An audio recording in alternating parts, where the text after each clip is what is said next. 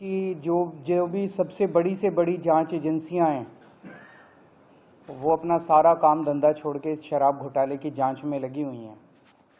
तो मैं समझता हूं कि उनको अब तक तो शराब घोटाले के सब कुछ मिल ही गया होगा, सारा पैसा भी मिल गया होगा, सब कुछ मिल गया होगा।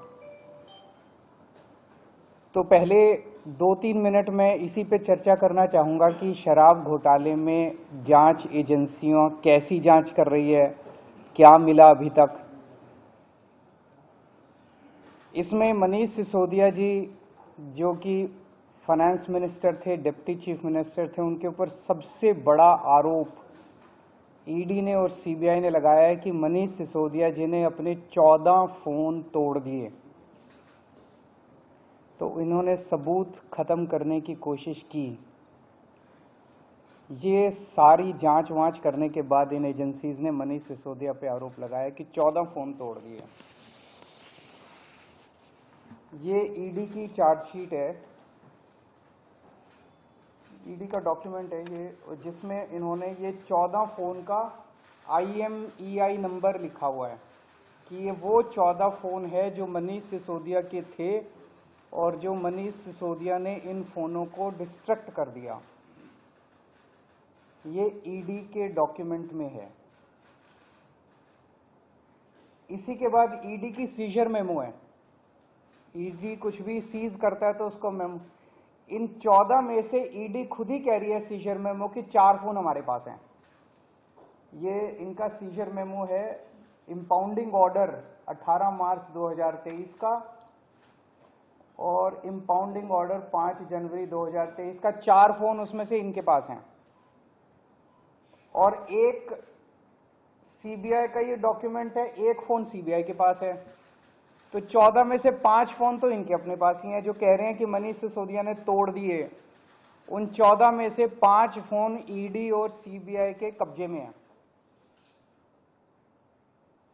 बाकी 9 फोन। तो जब इन्होंने ये आरोप लगाया, हम तो छोटे लोग हैं, हमारे पास इतने साधन नहीं थे, लेकिन फिर भी अपने सीमित साधनों से पिछले महीने 1.5 महीने में हमने भी थोड़ी जांच करी तो पता चला बाकी मोस्टली फोन, एक आध को छोड़ के वो भी पता चल जाएगा का, मोस्टली फोन जिंदा हैं, कोई ना कोई इस्तेमाल कर रहा है। और उन फोन को कोई वॉलंटियर के पास है, कोई कहीं है, कोई कहीं है, कोई ना कोई इस्तेमाल कर रहा है। वो मनीष जी के फोन नहीं है, वो कोई ना कोई इस्तेमाल कर रहा है। वो फोन जिंदा हैं और ये फैक्ट कि ये फोन जिंदा हैं ये ईडी को भी पता है और ये सीबीआई को भी पता है। सो ईडी ने और सीबीआई ने झूठ बोल के ओथ पे, एफिडेविट पे कोर्ट को गुमराह किया और झूठा सबूत उन्होंने कोर्ट के सामने पेश किया, क्योंकि सच तो कुछ मिला नहीं, कुछ था ही नहीं, शराब घोटाला कुछ है ही नहीं, तो निकालें क्या। तो उन्होंने झूठ बोल के मनीष सिसोदिया को फंसाने की कोशिश की, कोर्ट को झूठ बोला। अब ये रोज किसी ना किसी को पकड़ लेते हैं, किसी ना इसको गिरफ्तार कर लिया, उसको गिरफ्तार कर लिया, ये कर लिया। एक कोई चंदन रे, और उनको टॉर्चर कर करके, धमकियां दे दे के, मेंटली टॉर्चर करके, फिजिकली टॉर्चर करके, 3rd डिग्री करके उनसे केजरीवाल का नाम ले लो, मनीष सिसोदिया का नाम ले लो, इनको फंसाओ, उनको किया जा रहा है।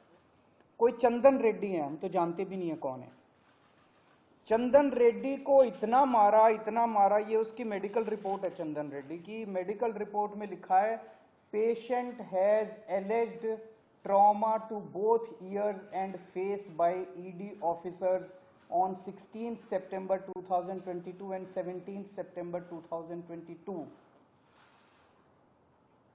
पेशेंट ने दोनों कानों पे और फेस पे ईडी ऑफिसर्स के द्वारा पिटाई हुई 16 सितंबर और 17 सितंबर को, ऐसा कहा। पेशेंट कंप्लेनिंग ऑफ, ये है कि सुनाई नहीं दे रहा और jaw pain on opening mouth. और इन्वेस्टिगेशन पे पता चला right ear mild to moderate mixed hearing loss, left ear severe to profound mixed hearing loss. उसके कान के पर्दे फट गए, उसको सुनाई नहीं दे रहा। ऐसा चंदन रेड्डी से ईडी क्या उगलवाने की कोशिश कर रही थी,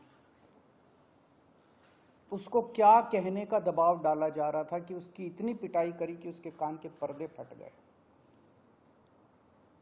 उसको किस कागज पे दस्तखत करने के लिए कहा जा रहा था, और उसने झूठ बोलने से मना कर दिया तो उसकी पिटाई की उन्होंने। इसके बाद अरुण पिल्लई हैं कोई, उनको धमकियां दी गई, टॉर्चर किया गया, उन्होंने अपना बयान वापस ले लिया अगले दिन।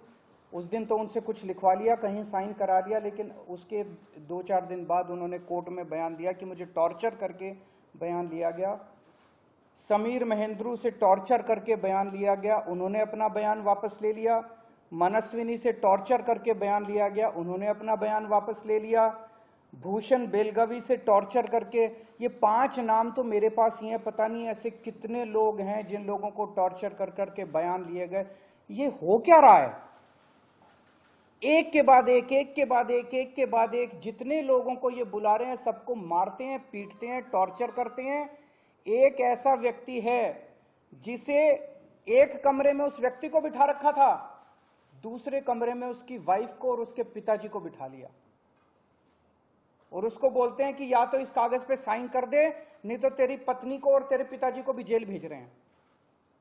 ये चल क्या रहा है? मैं प्रधानमंत्री जी से पूछना चाहता हूं, ये चल क्या रहा है? जहां कोई घोटाला नहीं हुआ वहां पे कोशिश की जा रही है जबरदस्ती करके, लोगों से जबरदस्ती करके, मार के, पीट के, धमकियां देके बयान लिखवाने की। एक व्यक्ति है, उससे कहा गया कि कल देखते हैं तेरी बेटी, उसकी 2 जवान बेटियां हैं, कल देखते हैं तेरी बेटी कॉलेज कैसे पहुंचती है। ये जांच चल रही है इन लोगों के। एक व्यक्ति है, उसके वकील ने कोर्ट में खड़े होकर कहा कि हमारे मुवक्किल के, मेरे मुवक्किल के ऊपर दबाव डाला जा रहा है कि दिल्ली के पॉलिटिशियंस का, कोर्ट के अंदर खड़े होकर उसने बोला कि मेरे मुवक्किल के ऊपर दबाव डाला जा रहा है कि आप दिल्ली के पॉलिटिशियंस का नाम लीजिए। ये इनकी जांच चल रही है। इस सारी जांच करने के बाद, 1 साल जांच करने के बाद, ये आरोप लगाते हैं कि 100 करोड़ रुपए की रिश्वत ली गई और दी गई। वो 100 करोड़ रुपया कहां है? एक नया पैसा कहां है वो 100 करोड़ रुपया? सब इतनी 400 से ज्यादा रेड हो चुकी हैं। मनीष सिसोदिया जी के घर पे रेड हो गई, इतने सारे दूसरे लोग, वो पैसा मिल है कहां? एक नया पैसा नहीं मिला 100 करोड़ रुपए का, ना कोई ज्वेलरी मिली, ना कोई मनीष जी के घर पे गद्दे भी फाड़ दिए इन्होंने, उनके गांव भी हुआ है, उनके बैंक लॉकर भी छान मारे, कुछ नहीं मिला 100 करोड़ में से। फिर आरोप लगाया कि 100 करोड़ रुपया गोवा के चुनाव में इस्तेमाल हुआ है। जी, गोवा के हमारे जितने वेंडर्स थे जिनसे हमने काम कराया था, सारे वेंडर्स पे रेड मार चुके हैं लोग। सारे वेंडर्स को इन गिरफ्तार कर करके स्टेटमेंट ले चुके, वहां कुछ नहीं मिला, सारी पेमेंट चेक से हुई है हमारी। सारा हिसाब किताब इलेक्शन कमीशन को दिया हुआ, वहां भी कुछ नहीं मिला। गोवा चुनाव के अंदर इनको धेला नहीं मिला, तो पैसा गया कहां? अगर रिश्वत ली तो पैसा गया कहां? अरे पैसा तो तब मिलेगा ना जब रिश्वत ली गई होगी और रिश्वत दी गई होगी। आज मैं इस प्रेस कॉन्फ्रेंस में कह रहा हूं कि 17 सितंबर को शाम को 7 बजे मैंने नरेंद्र मोदी को 1000 करोड़ रुपए दिए थे। कर लो गिरफ्तार उनको। ऐसे तो कोई भी इस देश में खड़ा होकर कुछ भी कह देगा। मैं कह रहा हूं कि नरेंद्र मोदी को 17 सितंबर की शाम को 7 बजे मैंने 1000 करोड़ रुपए दिए थे। गिरफ्तार करोगे इस बेसिस पे नरेंद्र मोदी को? भाई मेरे पास कुछ सबूत तो हो कहने का। कोई तो मैं कहूंगा भाई मेरे पास ये सबूत है, मैंने दिए थे। ऐसे ही कोई कुछ भी खड़ा होकर कह देगा और गिरफ्तार कर लोगे। 100 करोड़ रुपए दिए, 100 करोड़ रुपए दिए गोवा चुनाव। अरे कहां है सबूत? कोई सबूत नहीं है। ये पॉलिसी इतनी शानदार पॉलिसी थी, ट्रांसपेरेंट पॉलिसी थी, जो भ्रष्टाचार खत्म कर देती पूरे के पूरे शराब सेक्टर में। ये इस बात से साबित होता है कि ये पॉलिसी जब पंजाब में लागू की गई, पूरी कॉपी पेस्ट पॉलिसी है, जब पंजाब में लागू की गई तो इस पॉलिसी से 50% रेवेन्यू 1 साल के अंदर बढ़ गया। 50% रेवेन्यू दिल्ली के अंदर इन्होंने लागू नहीं की, करने दी, पंजाब के अंदर इनकी चली नहीं, क्योंकि पंजाब एक फुल स्टेट है। तो मैं मोदी जी को कहना चाहता हूं, मोदी जी अगर केजरीवाल भ्रष्टाचारी है तो फिर इस दुनिया के अंदर कोई ईमानदार नहीं है। मुद्दा भ्रष्टाचार है ही नहीं, मुद्दा भ्रष्टाचार की जांच है ही नहीं, मुद्दा शराब घोटाला है ही नहीं। ऐसा शख्स देश का प्रधानमंत्री जो सर से लेकर पैर तक भ्रष्टाचार के अंदर डूबा हुआ है, उसके लिए भ्रष्टाचार मुद्दा कैसे हो सकता है? पिछले मार्च के आखिरी हफ्ते के अंदर मैंने इतने सारे असेंबली के अंदर इतने सारे गिनाए थे भ्रष्टाचार जो इन्होंने किए हैं, इतने भ्रष्टाचार गिनाए थे। इन्होंने तो मेरे को तभी कह दिया था उस दिन, जिस दिन असेंबली में मैंने स्पीच दी थी, शाम को संजय सिंह का मैसेज आया कि अरविंद जी अब अगला नंबर आपका है। कल सत्यपाल मलिक जी ने एक इंटरव्यू दिया, मैं वो सुन रहा था। सत्यपाल मलिक जी ने कहा मोदी जी को भ्रष्टाचार से कोई परहेज नहीं है। ये मैं तो नहीं कह रहा हूं, ये तो उनके अपने गवर्नर कह रहे हैं। सत्यपाल मलिक जी कौन है? सत्यपाल मलिक जी मोदी जी के बहुत खास लोगों में गिने जाते थे। उन्हें पहले उन्होंने जम्मू कश्मीर का गवर्नर बनाया, फिर उन्हें गोवा का गवर्नर बनाया, फिर उन्हें मेघालय का गवर्नर बनाया। उन्होंने कहा कि मेरे जो इंटरेक्शन हुए मोदी जी के साथ, उसमें पता चला है कि मोदी जी को भ्रष्टाचार से किसी तरह का परहेज नहीं है। उसी इंटरव्यू में उन्होंने कहा कि इन लोगों के कुछ मुख्यमंत्री हैं जो भ्रष्टाचार करते हैं, खूब पैसे इकट्ठे करते हैं, लेकिन वो सारा पैसा मुख्यमंत्री अपने पास नहीं रखते, वो पैसा ऊपर भेजते हैं और वहां से वो पैसा उनकी दोस्त की कंपनियों के अंदर इन्वेस्ट होता है। मैंने भी तो इसी तरह का कुछ कहा था अपने उसमें, तो चलो मेरी बात तो नहीं मानी, अब तो गवर्नर इनके अपने गवर्नर कह रहे हैं। तो ऐसा व्यक्ति जो इतना भ्रष्टाचार कर रहा है, उसके लिए भ्रष्टाचार मुद्दा हो ही नहीं सकता। उनके लिए भ्रष्टाचार मुद्दा थोड़ी है। तो फिर ये आम आदमी पार्टी के पीछे क्यों पड़े हैं? 75 साल के भारत के इतिहास में किसी एक पार्टी को इतनी बुरी तरह से टारगेट नहीं किया गया जिस तरह से आम आदमी पार्टी को ये लोग टारगेट कर रहे हैं। नंबर 2 को गिरफ्तार कर लिया, नंबर 3 को गिरफ्तार कर लिया, और उनको गिरफ्तार करने का तो मकसद इनका यही था कि मेरी गर्दन तक पहुंचना। तो अब ये मेरे पीछे पड़े हैं, मुझ तक पहुंचने की कोशिश कर रहे हैं। किसी पार्टी को इस तरह से नहीं टारगेट किया गया जिस तरह से आम आदमी पार्टी को टारगेट किया गया। उसका एक कारण है, वो कारण है कि 75 साल के बाद आम आदमी पार्टी ने इस देश को एक ऐसी उम्मीद दी है जो कि कोई पार्टी नहीं दे पाई। गुजरात के अंदर 30 साल से बीजेपी की सरकार है, उसमें 12 साल प्रधानमंत्री मोदी जी खुद वहां पे मुख्यमंत्री रहे। 30 साल के अंदर ये एक सरकारी स्कूल ठीक नहीं कर पाए, एक भी सरकारी स्कूल ठीक नहीं कर पाए। जब मोदी जी को फोटो खिंचवाने के लिए सरकारी स्कूल में जाना था तो एक टेम्पोरेरी क्लास, एक टेंट के अंदर टेम्पोरेरी क्लास बनानी पड़ी इनको फोटो खिंचवाने के लिए। फोटो खिंचवाने लायक सरकारी स्कूल भी नहीं बना पाए। और 5 साल के अंदर दिल्ली के हमने सारे सरकारी स्कूलों का कायाकल्प कर दिया। 5 साल के अंदर हमने सारे सरकारी स्कूल ठीक कर दिए।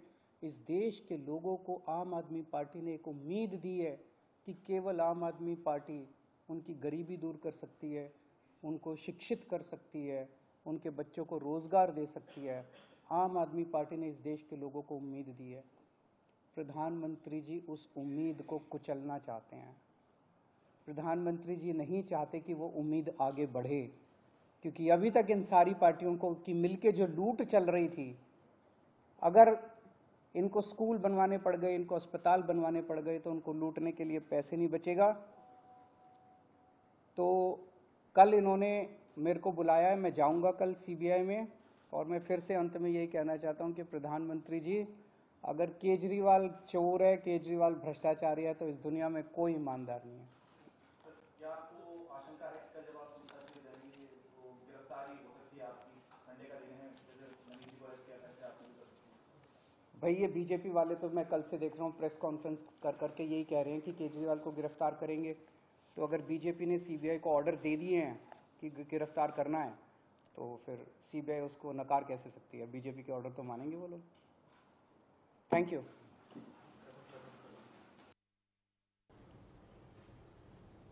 और बता दें इस वक्त की बड़ी खबर, अरविंद केजरीवाल, दिल्ली के मुख्यमंत्री, जिनको आप सुन रहे थे, उनका क्या कुछ कहना है। उन्होंने कहा है कि ईडी की जांच में 14 फोन तोड़ने का जिक्र है। सिसोदिया के सारे फोन जिंदा, यानी जिनका जिक्र किया गया है कि मनीष सिसोदिया के फोन थे, वो सब जिंदा है, कोई ना कोई इस्तेमाल कर रहा है। ईडी को सारी जानकारी है। सीबीआई और ईडी ने झूठे सबूत पेश किए हैं। हमेशा फंसाने की कोशिश की जाती है। ये बड़े आरोप अरविंद केजरीवाल ने लगाए हैं। घोटाला किया तो पैसा कहां है? जिस घोटाले का जिक्र हो रहा है,